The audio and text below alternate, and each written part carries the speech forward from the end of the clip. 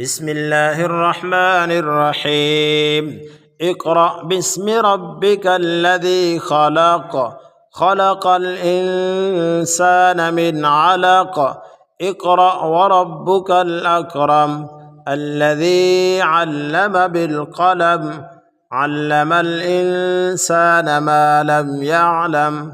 كلا إن الإنسان ليطغى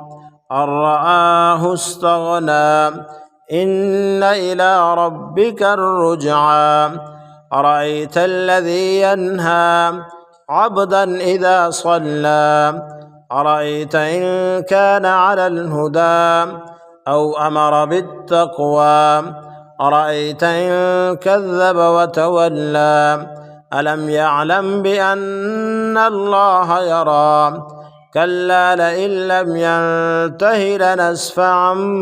بالناصية ناصية كاذبة خاطئة فليدع ناديه سندع الزبانية كلا لا تطعه واسجد واقترب